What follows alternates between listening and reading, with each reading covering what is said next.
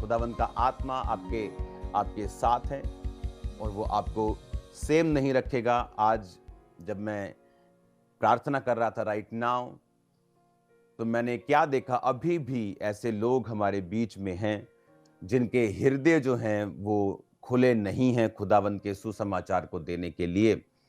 वो अच्छे क्रिश्चियन हैं, अपने टाइथ को बोते होंगे, अपना काम करते होंगे, कुछ ना कुछ सेवा भी करते होंगे, लेकिन खुदावंद का आत्मा अभी भी मुझे ये बता रहा है कि वो लोग अभी भी सुसमाचार की सेवा में नहीं हैं। और ये बात सही नहीं आपकी लाइफ के लिए। As a prophet, as a apostle, मुझे आपको समझाना ज़रूरी है जो खुदावंद के दिल में है। मैं आपको फेक खुश नहीं कर सकता कि सब ठीक है, आप शांति में जाएंगे। बाइबल कहती, श्रापित हों वो भविष्यद्वक्ता जो हर वक्त अपने प्रजा को शांति और शांति शांति कहते हैं और सुख की बातें बोलते हैं, लेकिन शांति कुछ भी नहीं, आनंद कुछ भी नहीं और चंगाई कुछ भी नहीं। हालेलुया। मुझे आपको इम्प्रेस करने के लिए या खुश करने के लिए खुदा ने नहीं चुना है। मुझे चुना है खुदावंद ने आपको मैं वही वचन दूं जो परमेश्वर ने मुझे देने के लिए आपको बोला है। तो राइट नाउ जब मैं प्रार्थना कर रहा था, मुझे आपकी जो स्पिरिट्स हैं उनकी हालत खुदावंद ने बताई है कि आप अभी भी सुसमाचार को नहीं दे रहे हैं। कुछ लोग अभी भी आप वचन को सुनते हैं और आपको लगता है मेरा बेटा ये काम कर रहा है तो मुझे करने की जरूरत नहीं है, लेकिन मैं आपको ये बताना चाहता हूं उसके पीछे एक बरकत खुदावंद ने रखी है। और वो बरकत आपकी स्पिरिचुअल, आपकी फाइनेंशियल, आपके परिवार की, आपके नेक्स्ट लेवल पे जाने की है। और अगर आप इस वचन को सुनेंगे और मानेंगे तो मेरा बिलीव है कि वो बरकत आपकी लाइफ में एंटर करेगी, आपके परिवार में एंटर करेगी। राइट नाउ अपने हाथों को उठाओ, थैंक यू जीसस। अपने बाइबल को उठाओ, थैंक यू जीसस बोलते हुए, और खुदावन से बात करो, परमेश्वर आज जितना वचन मैं सुनूं मेरी जिंदगी में 100 गुना फलों को लेके आए और अंधकार की शक्तियां इन वचनों को चुरा न सकें, प्रभु यीशु मसीह के नाम में, आमीन। आपकी लाइफ में दो तरह की कॉलिंग्स हैं। आप दो कामों को करने के लिए अपनी जिंदगी में बुलाए गए हैं। एक है आपकी मेजर कॉलिंग यानी आपकी बड़ी बुलाहट, एक है आपकी छोटी बुलाहट, आपकी माइनर कॉलिंग। जिस तरह बाइबल कहती है परमेश्वर ने जब आकाश और सब आकाश के गणों को बनाया, तो बाइबल कहती है उत्पत्ति की पुस्तक में परमेश्वर ने इस दिन पर प्रभुता करने के लिए सूर्य को बनाया और परमेश्वर ने रात पर प्रभुता करने के लिए चंद्रमा को बनाया। परमेश्वर चाहता तो रात को वो चंद्रमा को ना बनाकर बड़े बड़े तारों का साइज थोड़ा और बड़ा करके या तारों को थोड़ा और नजदीक करके, जो साइंटिफिक भाषा में आपको बता रहा हूं, तो वो ऐसा कर सकता था। लेकिन उसने रात के लिए चंद्रमा को और सुबह के लिए सूर्य को बनाया। उसने दो ज्योतियां बनाई, दो उसने लाइट्स बनाई। लाइट का मतलब है सच्चाई, क्योंकि सच्चाई रोशनी है और सच्चाई ही प्रभु है और रोशनी भी प्रभु है। तो सूर्य को बनाया यानी एक मेजर कॉलिंग, एक बड़ी ज्योति। चंद्रमा को बनाया एक छोटी ज्योति। जिस तरह से परमेश्वर आपकी लाइफ में जब एक बच्चे को जन्म होता है, जब आप अपनी लाइफ में देखते हैं, तो आपकी लाइफ में दो तरह की बुलाहट है। एक है आपकी बड़ी बुलाहट और एक है आपकी छोटी बुलाहट। आपकी बड़ी बुलाहट क्या है? आपकी बड़ी बुलाहट है जिस तरह परमेश्वर ने मत्ती 28 उसकी 18 से 20 आयत में लिखा, जो लोग जीसस क्राइस्ट में आ चुके हैं, जो लोग प्रभु को अपना जीवन दे चुके हैं, जो लोग बपतिस्मा ले चुके हैं, जो लोग पवित्र आत्मा से भर चुके, खुदावंद को अपना जीवन दे चुके हैं, जो कहते हैं मैं बॉर्न क्रिश्चियन हूं, वो भी इसमें आते हैं। जो कहते हैं कि मुझे 6 महीने हो चुके हैं खुदावंद में आए, बपतिस्मा ले चुका हूं, वो भी इसमें आते हैं। जिनके बाप दादा बिशप्स हैं वो भी इसमें आते हैं, और जो एक आम व्यक्ति की संतान है वो भी इसमें आते हैं। मत्ती 28 उसकी 18 से 20 आयत में लिखा, यीशु ने उनके पास आकर कहा, स्वर्ग और पृथ्वी का सारा अधिकार मुझे दिया गया है, इसलिए तुम जाओ और सब जातियों के लोगों को चेला बनाओ और उन्हें पिता, पुत्र, पवित्र आत्मा के नाम से बपतिस्मा दो। उन्हें सब बातें जो मैंने तुम्हें आज्ञा दी है मानना सिखाओ, और देखो मैं जगत के अंत तक सदा तुम्हारे संग हूं। जीसस ने कहा जाओ और सब जातियों के लोगों को चेला बनाओ। एक है आपका बड़ा ट्रुथ, सूर्य की तरह बड़ी रोशनी, चंद्रमा की तरह छोटी रोशनी। ये आपकी मेजर बड़ी बुलाहट है हर व्यक्ति की। आप हाउसवाइफ हैं, आप एक स्टूडेंट हैं, आप स्कूल जाते हैं, आप कॉलेज जाते हैं, आप एक बिजनेसमैन हैं, आप एक इंजीनियर हैं, आप डॉक्टर हैं, आप कंपनी में जॉब करते हैं, आप फॉरेन में हैं, आप इंडिया में हैं, आप रिक्शा चलाते हैं, आप प्लेन चलाते हैं, चर्च में सब तरह के लोग हैं, पायलट्स हैं, आप पायलट हैं, आप कोई भी हैं, एनीबॉडी, आप डिप्लोमेट हैं, आप सरकार में हैं, आप कहीं भी हैं। ये आपकी मेजर बड़ी बुलाहट है कि जीसस ने कहा, तुम जाओ और सब जातियों के लोगों को चेला बनाकर पिता, पुत्र और पवित्र आत्मा के नाम में उन्हें बपतिस्मा दो। कुछ लोग बोलते हैं जीसस के नाम का बपतिस्मा होता है सिर्फ। तो ये बात मैं 1 सेकंड में क्लियर करता हूं ताकि आपको वचन की नॉलेज हो जब कोई आपको भरमाने के लिए आए। तो वचन में लिखा है कि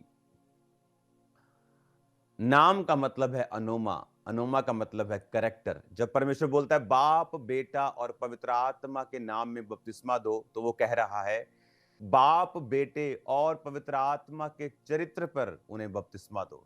क्या है बाप का चरित्र?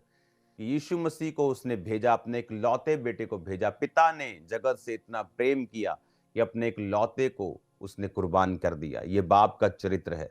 क्या आप विश्वास करते हैं कि बाप ने एक लौते को भेजा, वो आपके लिए मारा गया और गाड़ा गया और तीसरे दिन मुर्दों में से जी उठा? अगर आप विश्वास करते हैं तो अगला स्टेप है बाप, बेटा, उसे बेटे के चरित्र। बेटे का चरित्र क्या है? कि वो बेटा जो जुबान था, वो जुबान देहधारी होकर, शरीर में होकर बेटा धरती पर आया। उसने बाप की मर्जी को पूरा किया, बाप की इच्छा को पूरा करते करते अपनी जान दी, फिर अपनी जान वापिस ली, फिर 40 दिन जीवित होकर 40 दिन प्रचार करके वो स्वर्ग पर जीवित चला गया, ये कह के कि अब मैं अपना आत्मा तुम्हारे लिए भेजूंगा। मैं इसलिए जाता हूं कि अपना तुम्हारा मददगार भेज सकूं, खुदा का आत्मा, सच्चाई का आत्मा, जिसे जगत नहीं जानता। क्या आप विश्वास करते हैं बेटे के चरित्र के ऊपर कि बेटे ने ये सब कामों को किया? धरती के ऊपर उसने लंगड़ों को चलाया, उसने अंधों को आंखें दी, निराशाओं में पड़े हुए लोगों को आशा दी, उसने मुर्दों को जिलाया। क्या आप विश्वास करते हैं? इसका मतलब आप बाप के चरित्र पे, बेटे के और पवित्र आत्मा के नाम यानी चरित्र पर बपतिस्मा देने का मतलब है कि बाप ने बेटे को भेजा, बेटा मारा गया, गाड़ा गया, जी उठा और जी उठने के 40 दिन बाद स्वर्ग चला गया।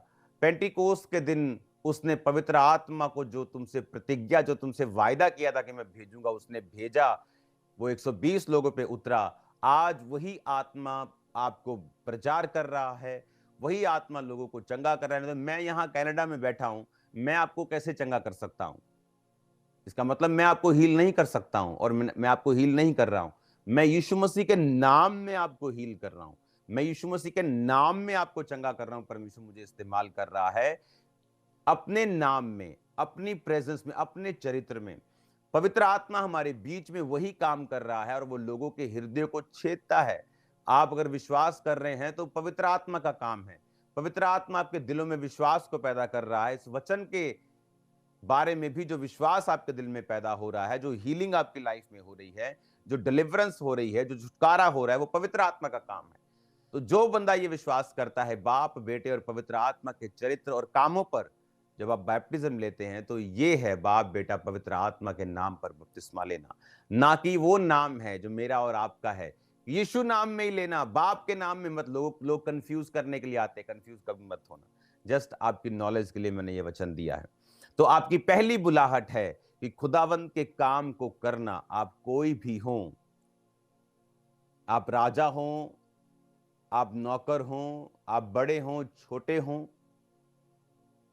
पहला काम है आपका कि आप फोन करें अपने फ्रेंड्स को, उन्हें जीसस के बारे में बताएं। अपने रिश्तेदारों को उन्हें परमेश्वर के बारे में बताएं। अपने कोलीग्स को, क्या आपके जहां आप जॉब करते हैं, क्या आपके कोलीग्स को पता है कि आप क्रिश्चियन हैं? और कैसे क्रिश्चियन हैं? क्या शराब पीने वाले क्रिश्चियंस हैं? क्या व्यभिचार करने वाले क्रिश्चियन हैं? या आप एक प्योर क्रिश्चियन हैं? क्योंकि वही यीशु मसीह के बारे में बता सकता है जिसकी लाइफ सेट हो। अगर आप ही की लाइफ सेट नहीं, आप यीशु मसीह के बारे में क्या बताएंगे? आपकी ये पहली बुलाहट है जिसके साथ आपकी बहुत बड़ी बरकत जुड़ी हुई है। पहली बुलाहट को पूरा करने के लिए कि यीशु मसीह का प्रचार आप सब जगह कर सकें, बाइबल कहती है परमेश्वर ने हर एक व्यक्ति को अलग बनाया है। अगर सारे डॉक्टर ही होते तो मरीज कौन होता? अगर सारे मरीज ही होते तो डॉक्टर कौन होता? सारे इंजीनियर होते तो बाकी काम कौन करता? सारे सफाई वाले होते तो बाकी काम बॉस कौन होता? अगर सारे बॉस हों तो सफाई कौन करे? स्टाफ कौन हो? परमेश्वर ने अलग-अलग व्यक्ति को अलग-अलग काम दिया है और बाइबल कहती है कि वो काम जो परमेश्वर ने आपको दिया है, आप एक बिजनेसमैन हैं, वो आपकी सेकंड सच्चाई है, वो आपकी सेकंड कॉलिंग है। आपको परमेश्वर ने बिजनेस इसलिए दिया है कि आप परमेश्वर के कामों को सपोर्ट कर सकें और आप अपनी जिंदगी को सरवाइव कर सकें, अपने परिवार का पेट पाल सकें, ताकि जो पहली कॉलिंग आपकी पहली बुलाहट है सुसमाचार को प्रचार करना, उसमें कोई रुकावट ना आए। आपको अगर गाड़ी में जाना है, आपके पास इनफ पैसा हो, आपको बस में किसी को बताना है, आपको किसी को फोन करना है, तो आपकी जो दूसरी कॉलिंग है वो आपको इतना पैसा, इतना बरकत दे सके कि आप अपनी पहली बुलाहट को पूरा कर सके। इसलिए परमेश्वर ने आपको दूसरी तरह की बुलाहट दी है कि आप अपने दूसरे काम को करते हुए, जो एक काम हो सकता है, धंधा हो सकता है, बिजनेस हो सकता है, आप स्टाइल का धंधा करते हैं, आप लोग रेडी लगाते हैं, या आप लोग हीरो का धंधा, आप कुछ भी बिजनेस करते हैं, लेकिन वो काम इसलिए है ताकि आप लोग, हाँ, बहुत से लोग मुझे मुंबई से सुनते हैं तो वो बिजनेस को धंधा बोलते हैं। अच्छा वर्ड है, हालेलुया। तो आपको जो सेकंड आपकी बुलाहट है, जो दूसरी बुलाहट है, वो इसीलिए है ताकि आप अपनी पहली बुलाहट को पूरा कर सकें। और बहुत से लोग 99.9% क्रिश्चियन अपनी दूसरी बुलाहट में जीते हैं। उन्हें लगता है मैं तो बिजनेस करता हूं और चर्च को टाइट देता हूं, मेरा यही काम है। लेकिन उन्हें यह नहीं मालूम कि वो सबकी, एक पास्टर भी टाइट देता है, एक प्रेरित भी अपना टाइट निकालता है। लेकिन बाइबल कहती है तुम जाओ, जिसको यीशु ने कहा था वो 12 चेले नहीं थे, ये वचन 500 से अधिक लोग वहां मौजूद थे, जहां औरतें, बच्चे, बुजुर्ग, चेले, प्रेरित होने वाले प्रेरित, फ्यूचर पास्टर्स, इवेंजलिस्ट सब वहां मौजूद थे। और खुदावंद ने उनको बोला था कि जाओ, वो आपको ये कह रहा है। योना को उसने कहा और योना भागा और योना की लाइफ में मुसीबत आई। जब परमेश्वर आपको ये बुलाहट देता है, क्यों आज फैमिलीज में मुसीबत है? क्योंकि परमेश्वर ने लगाम को खींचा। बाइबल कहती है घोड़े खच्चर मत बनो, भजन संहिता 32:8-9। तुम घोड़े और खच्चर ना बनो जिनकी लगाम जो है, जो उनकी उमंग जो है लगाम से रोकनी पड़ती है। परमेश्वर ने कहा ऐसे मत बनो कि मैं तुम्हारे बेटे बेटी को, तुम्हारे फैमिली को खींचूं और फिर तुम सुसमाचार के काम में जाओ। मैं तुम्हें निराश करूं, तुम्हारे पति से, तुम्हारी पत्नी से निराशा तुम्हारी लाइफ में भेजूं, फिर तुम जाकर सुसमाचार का काम करो। तो तब तक तुम अपने परिवार में, अपने परिवार के कामों में, अपने रिश्तेदारियों को संभालने में तुम बिजी हो, और फिर परमेश्वर दुखों का इस्तेमाल करता है, वो लगाम खींचता है और फिर इंसान जो है परमेश्वर के कामों को करता है। इससे अच्छा ये है आप एक अच्छे व्यक्ति बने, आपको मालूम हो पवित्र आत्मा आपकी लाइफ से क्या चाहता है। हालेलुया। मुझे मालूम है पवित्र आत्मा क्या चाहता है। मैं कनाडा में हूं, मैं इंडिया में हूं, मुझे मालूम है मुझे कितने घंटे प्रार्थना में बैठना है। लोग कोई भी हो, कैसे भी हो मेरे साथ, लेकिन जो टाइम मुझे खुदावंद को देना है तो मुझे वो देना है। मैं नहीं चाहता कि मैं सीधा चलते चलते ऐसा बन जाऊं कि मेरी लगाम से परमेश्वर मुझे अपनी ओर खींचे या अपने कामों के लिए करे। तो क्यों ना मैं सीधा सीधा चलता हुआ परमेश्वर के कामों को करता जाऊं जो उसने मेरे करने के लिए अनॉइंट किए हैं। बाइबल कहती है कि आपका पहला काम सुसमाचार को प्रचार करना है। आप बड़े कॉन्ट्रैक्टर हैं, आप कोई भी हैं, क्या आप इंडिविजुअली, क्या आप व्यक्तिगत रूप के ऊपर प्रचार करते हैं? वो किसी भी तरह का हो सकता है। चर्च की एक वीडियो शेयर करना भी वो एक प्रचार हो सकता है। जस्ट एक टेस्टिमनी देना फोन पर कि आज मैं चर्च में गया और मैंने परमेश्वर के काम देखा, मैंने एक हीलिंग देखी, मैं तुझे वो वीडियो भेजता हूं, जरा वो वीडियो देखना। जस्ट प्रचार करने का मतलब ये नहीं आपको मत्ती, मरकुस, लूका, यूहन्ना पूरा उत्पत्ति से लेकर प्रकाशित वाक्य तक आपको याद होना चाहिए, ऐसा नहीं। जब मैंने प्रीच करना शुरू किया था तो मैंने बाइबल भी पूरी नहीं पढ़ी थी। आई थिंक शायद मैंने मत्ती भी पूरा ना पढ़ा हो जब मैंने प्रीच करना शुरू कर दिया था अपनी लाइफ के जस्ट दूसरे, चौथे, पांचवें, छठवें दिन मसीह में आने के बाद। हालेलुया। सेकंड मंथ तो मैंने बैप्टिज्म ले लिया था, पवित्र आत्मा पा लिया था, काम करना शुरू कर दिया था, 6 महीने में ले हैंड करना शुरू कर दिया था। तो जरूरी नहीं आपको पूरे बाइबल आए तो आप प्रीच करें, आप किसी भी बहाने से प्रीच कर सकते हैं। आप टेस्टिमनी को लोगों को दे सकते हैं, गवाही दे सकते हैं, अपनी जिंदगी की गवाही दे सकते हैं, दूसरे की जिंदगी की गवाही दे सकते हैं, अपने एक्सपीरियंस को शेयर कर सकते हैं। आप जस्ट लोगों को बता सकते हैं कि यीशु मसीह धर्म जात को बदलने नहीं आया, वो जीवन को बदलने के लिए आया। आप जस्ट एक नशे वाले व्यक्ति को देखकर उसे गवाही दे सकते हैं कि मैं एक चर्च में गया था जहां लोग चंगे होते हैं, जहां लोग अपने नशों को छोड़ देते हैं, फ्री इलाज होता है, आप वहां जा सकते हैं। उसको आजकल तो इतना आसान है, यूट्यूब आपके पास मौजूद है, फेसबुक आपके पास मौजूद है, आपके पास गूगल मौजूद है। पहले तो एड्रेस लिख के देने पड़ते थे, अब तो फोन पे सब कुछ मौजूद है। कितना आसान है सुसमाचार को प्रचार करना। आपको डाटा फ्री कर दिया खुदावंद ने व्यक्तियों के दिल में डाल के। खुदावंद अंबानी को ब्लेस करे, उसने डाटा फ्री कर दिया आपका, आप मीटिंग देख पाते हो। बहुत से लोग तो मीटिंग नहीं ऑनलाइन देख पाते थे, उनके पास डाटा ही खत्म हुआ रहता था। तो परमेश्वर ने आपके रास्तों को खोला है, आप उसको इस्तेमाल कीजिए, क्योंकि आपकी पहली बुलाहट है सुसमाचार को इंडिविजुअली प्रीच करना, सुसमाचार को व्यक्तिगत रूप में देना। आप 80 के हों, आप 15 के हों, आप 12 साल के हों, तब भी खुदावंद ये चाहता है आप जीसस के बारे में लोगों को बताएं, क्योंकि वही असली विश्वासी की मैं आपको निशानी बताता हूं। एक रियल बिलीवर खुदा के बारे में रोज बात करेगा। अगर आपकी लाइफ डेडिकेटेड है खुदावंद के लिए, आपने यीशु मसीह को अपनी जिंदगी दे दी है, तो आप परमेश्वर के बारे में रोज बात करेंगे। ये आपकी लाइफ की निशानी होगी कि आप एक क्रिश्चियन हैं। मैंने लोगों को देखा है वो क्रिश्चियन है, जस्ट ऐसी बहनों को देखा, अब सुबह उठती सारा दिन घर का काम, बच्चे को स्कूल भेजा, बड़े वाले को वहां भेजा, हाँ सारा दिन बिजी, और शाम को खाना बनाया, उसके बाद बिजी।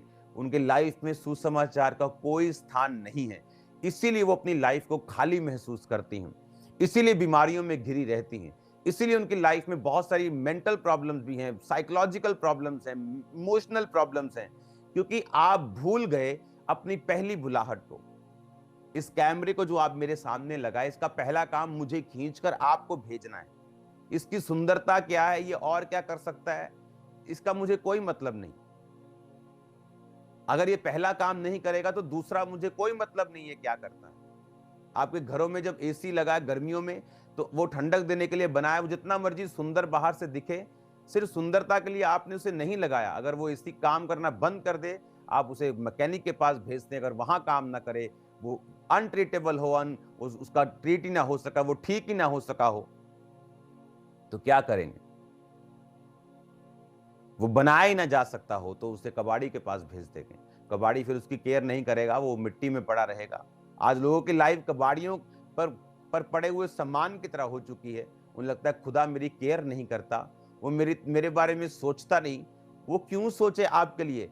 आप उसका वचन पूरा करेंगे। परमेश्वर ने कहा तो लोगों के सामने मेरा इकरार करेगा, मैं स्वर्गदूतों के सामने तेरा इकरार करूंगा। तो लोगों के सामने मेरा इनकार करेगा, मैं स्वर्गदूतों के सामने तेरा इनकार करूंगा। हालेलुया। उसने कहा जो तू बोएगा वो तू काटेगा। एक बार एक पास्टर अपने स्पिरिचुअल फादर के पास जाता है और उसे जाकर बोलता है कि पापा मेरी लाइफ में ये प्रॉब्लम है, ये दूर नहीं हो रही। उसने कहा ओके ठीक है, तू रोजे रख, प्रार्थना कर, आज से कल से मैं रोजे रख के प्रार्थना करता हूं। उसने प्रेयर की उसके लिए, उसने भी प्रेयर की, फिर आया, कहता पापा अभी प्रॉब्लम वैसा का वैसा ही है। उसने कहा ठीक है, तू और प्रेयर कर, मैं भी प्रेयर में याद रखूंगा। दूसरी बार उसने प्रेयर की, तीसरी बार फिर आया, कहता प्रॉब्लम। वो जो स्पिरिचुअल उसका फादर था वो थोड़ा दुखी हो गया, कहते क्या दिक्कत है इसमें। और जब उसने परमेश्वर से प्रार्थना की तो परमेश्वर ने बताया कि ये तेरे बारे में नेगेटिव सुनता है लोगों से, और अगर ये तेरे बारे में नेगेटिव सुनेगा और तेरे पास ही बरकत लेने के लिए आएगा तो मैं इसे बरकत कैसे दे सकता हूं। तो उसने जब चौथी बार आया, बुलाया, उसने कहा, वो सब बातें उसको बताई। उसने कहा हाँ मैंने ये गलती की है, मैं आगे से ऐसा नहीं करूंगा। तो परमेश्वर ने उसके रास्तों को खोला। तो परमेश्वर जानता है हमारे दिल में क्या है। उसे मालूम है और बाइबल कहती है कि वो लगाम से लोगों को फिर सही रास्तों पर लेके आता है, क्योंकि प्रभु को मालूम है कि जब आप सुसमाचार के रास्तों पे चलेंगे, रास्ते में आपको बरकतें मिलेंगी, आपके बच्चे सेट होंगे, आपके फाइनेंस बदलेंगे, कंडीशंस बदलेंगी, इमोशनल थिंकिंग, आपकी इमोशनल स्टेबिलिटी आपकी लाइफ में आएगी, आपकी लाइफ में बढ़ोतरी होगी, स्टैंडर्ड परमेश्वर आपके बढ़ाएगा उस रास्ते पे। लेकिन आप उस रास्ते पे चलने के लिए तैयार नहीं तो परमेश्वर लगाम खींचता है। अगर मुझे मालूम है मैं एक घोड़े पे जा रहा हूं, मुझे मालूम है आगे कांटेदार झाड़ियां हैं, आगे रास्ता सही नहीं है, आगे दलदल है, तो घोड़ा मेरा धगड़ धगड़ धगड़ जा रहा है, तो मुझे मालूम है अगर मुझे इसकी लाइफ बचानी है तो मुझे लगाम उसके नाक पे अटैच होती है। तो जब लगाम खींचते तो वो पेन करता है उसको, जब वो पेन करता है तो फिर वो जिधर खींचते हैं तो उधर को निकलता है। उसे मालूम है कि अगर मैं नहीं जाऊंगा तो ये और पेन करेगा। तो गॉड कई बार पेन को अलाउ करता है आपकी लाइफ में ताकि आपको सही दिशा में लेके जा सके। और अगर उस पेन से भी हम नहीं समझते तो परमेश्वर हमें खुला छोड़ता है, हम जहां जाना चाहते हैं फिर जा सकते हैं। हालेलुया। बाइबल कहता है वो पुत्र बनाकर कोड़े लगाता है। लेकिन अगर हम नहीं समझते, अगर हम खुदा के उन इंस्ट्रक्शंस को और उन दी हुई सारी लगामों को भी नहीं समझते तो फिर परमेश्वर हमें छोड़ देता है, फिर वो हमारे हाल पर हमें छोड़ता है।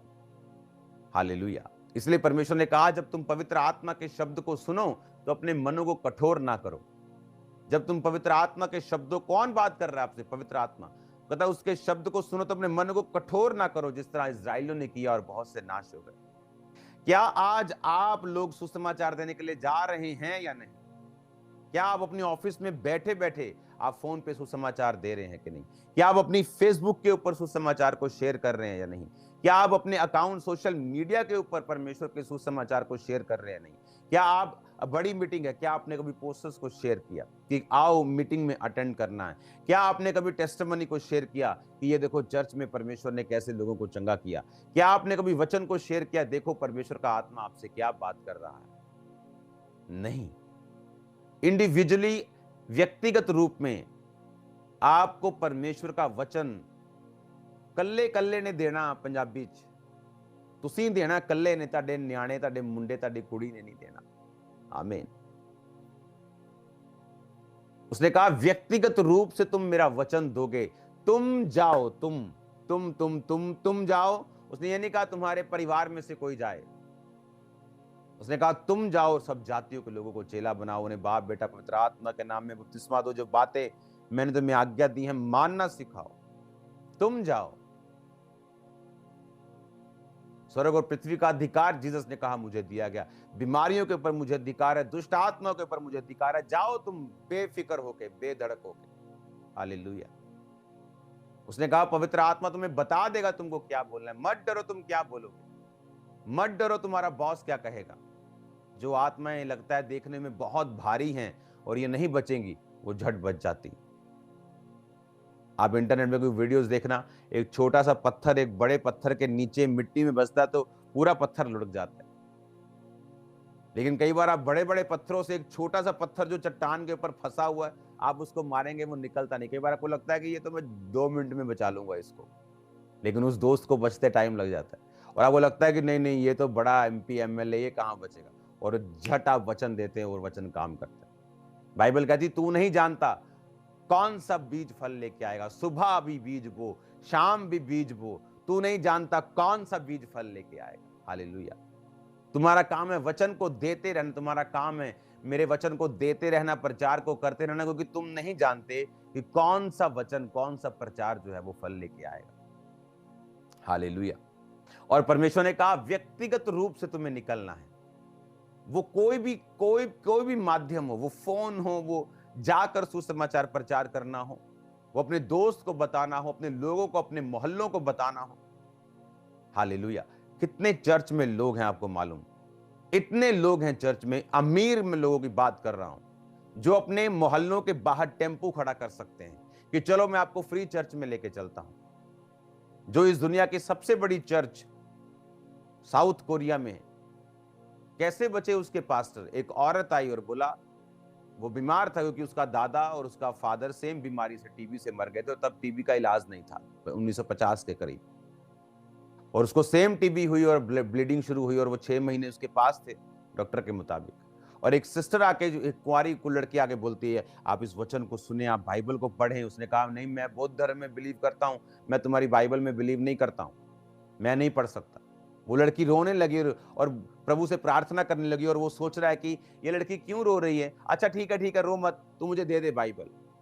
और लड़की के बोलने से बाइबल पकड़ी, और घर जाके जब पढ़ी, और मत्ती में जब वो वचन पढ़ने लगा कि जीसस ने हील किया, जीसस ने हील किया, जीसस ने हील किया, उसको गर्माहट महसूस हुई और उसकी बॉडी चंगी होनी शुरू हुई, और वो पास्टर बन गया। Hallelujah, hallelujah.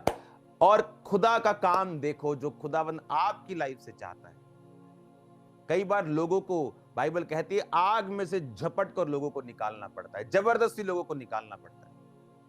अब लोगों से ये एक्सपेक्ट मत करो कि लोग खुद कई बार किराया खर्च के चर्च में चले। जब जैसे आपके बताने से कि चलना चर्च, हाँ हाँ चलेंगे, चलो जी, काम नहीं बढ़िया, अपना काम खत्म किया, अहीं कितनी फॉर्मेलिटी पूरी। जैसे कोई बोलता है ना, हाँ पाजी खा लो, उसने मालूम है यार ये तू फेक पूछ रहा है, उन्हें नहीं नहीं कोई नहीं, चलो जी पूछ लिया, मेरा मेरा वो कहते हैं ना कि मोरली में ठीक हो गया हूं। वैसा नहीं ठीक बनना। अपने, अगर आपके पास पैसा है, पैसा की लखपति होने की जरूरत नहीं है। अगर आप 2000 रुपया एक संडे का खर्च सकते हैं, अपने मोहल्लों के बाहर टेम्पू खड़ा खड़ा कर दो, लोगों को इनवाइट करो कि बड़ा मीटिंग है, फ्री चलते हैं, चलो आओ। मैं आपको दावा करता हूं, एक दिन वो खाली आएगा, दूसरे हफ्ते खाली आएगा, चौथे हफ्ते खाली आएगा, लेकिन 10वें हफ्ते आपको 2 ट्रक करने पड़ेंगे यीशु मसीह के नाम में। लेकिन क्यों? लेकिन हम बोझ उठाने के लिए तैयार नहीं, और इसीलिए परमेश्वर ने हमारी लगामों को सब तरफ से खींचा हुआ। उसने बेटे की अलग से खींची हुई, वो पाप में, बेटी की अलग तरफ से खींची, फाइनेंस की अलग तरफ से खींची, जबकि ऐसा नहीं होना चाहिए।